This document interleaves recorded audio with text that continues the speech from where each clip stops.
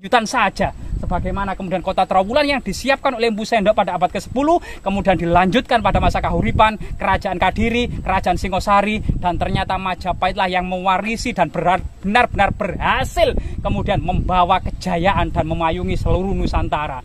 Bahkan kebesaran Majapahit akan tersirat dalam kitab Sutasoma karangan Empu Tatular, Bhinneka Tunggal Ika.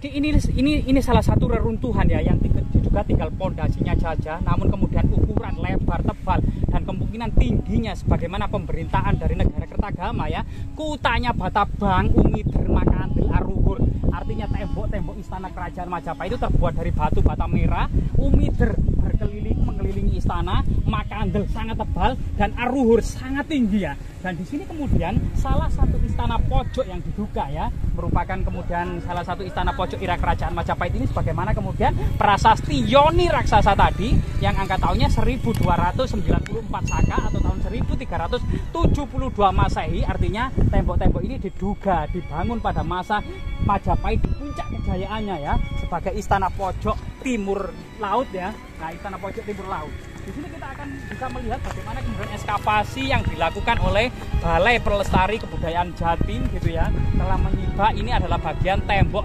sisi utara dari sebuah bangunan suci yang diduga kemudian luasnya adalah sekitar 300 meter kali 100 meter. Jadi memanjang ke arah timur barat ini sekitar 300 meter, dan ke arah dari utara ke selatan sekitar 100 meter, sekitar 100 kali 300 meter. Sebuah rumah yang sangat megah pada masanya, tentunya sebuah istana yang sangat besar. Di dalamnya ada sebuah bangunan suci, kemudian menerima tamu, paseban ya, termasuk kemudian taman-taman dan mandapa tentunya di dalamnya. Nah, sebuah pakem istana pada masa kuno, bagian timur laut adalah jejak-jejak kemudian bangunan suci, dan gerbang selalu menghadap ke barat. Gerbang raksasa diduga berada di sebelah barat ya. Jadi jika kita melihat tembok bagian sisi utara ini, kita akan bisa menyaksikan kemegahannya, keindahan, konstruksi bangunannya yang sangat kokoh dan kuat. Bagaimana kemudian batu bata ini sangat berat, berbeda dengan batu bata saat ini yang ringan karena kebanyakan sekam. Dan batu bata pada waktu itu sudah ada sebuah teknologi untuk mencampur ya adonan batu bata dengan konstruksi, dengan bagian dari tanah liat, termasuk pasir itu dengan beberapa perbandingan yang sudah dipersiapkan secara matang oleh kerajaan Majapahit pada waktu itu.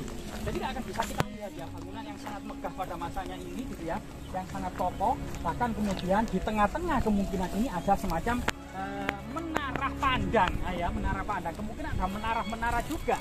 Nah inilah kemudian diduga kemudian semacam menara ya yang kita tahu.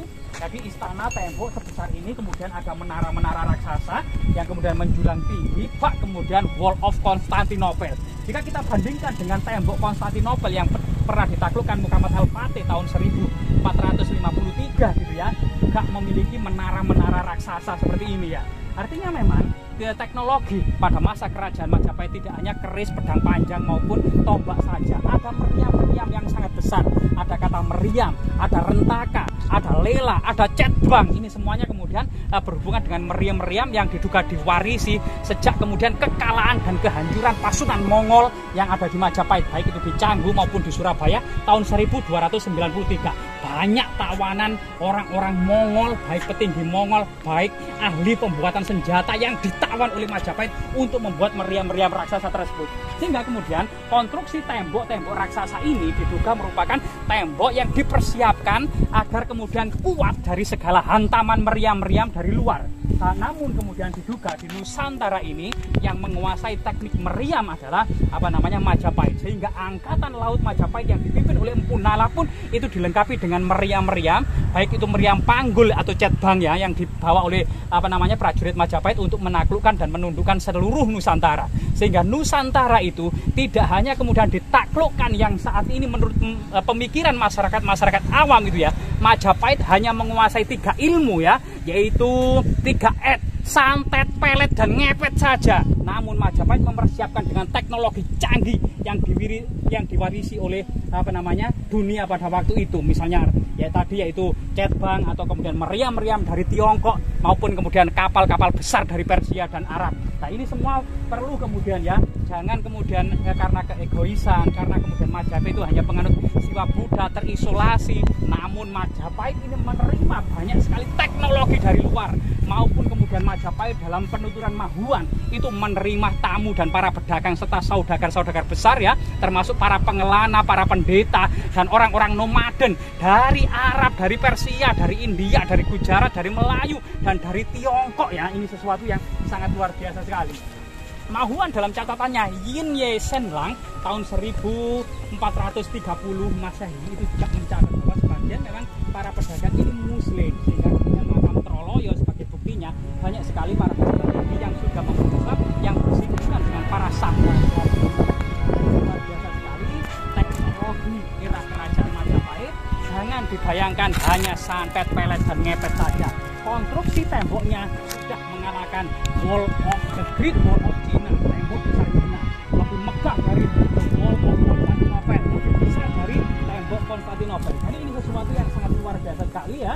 Bahkan satu buah istana saja itu luasnya 3 hektar, dikelilingi oleh tembok raksasa. Dan ini juga dalam kemudian catatannya, misalnya dalam terakhir agama ya, 12 baris kedua misalnya, yaitu di sebelah timur tersekat lapangan yang sangat luas menjulang istana ajaib Raja Wengker dan Rani Daha, Pinaka, Dewa Indra dan Dewi Saci, bersebelahan dengan istana Raja Matahun dan Rani Lasem.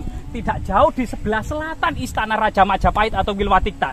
Sehingga kemudian raja-raja daerah di ibu kota Majapahit ini memiliki istana singgah yang berderek-derek ya, dan banyak sekali memang yang kita sebutkan tadi daerah-daerah yang memang di situ adalah keluarga Raja Majapahit gitu ya. Itu misalnya yang paling besar adalah Daha atau Kediri, kemudian Tumapel, kemudian Wengker, kemudian Matahun, kemudian Lasem ya, kemudian Pajang, Mataram, Pawanuan, Pamotan, Wirabumi ya, Singapura, Tanjung Pura, dan banyak sekali kemudian daerah-daerah yang di situ kedudukan adalah yang diduduki oleh keluarga raja atau keluarga dekat dari raja itu sendiri.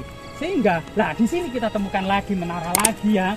Lah ini kita sudah berjalan sekitar berapa tadi, sekitar 100 meter ya, sekitar 100 meter ada menara lagi, sekitar 1 meter ada menara lagi.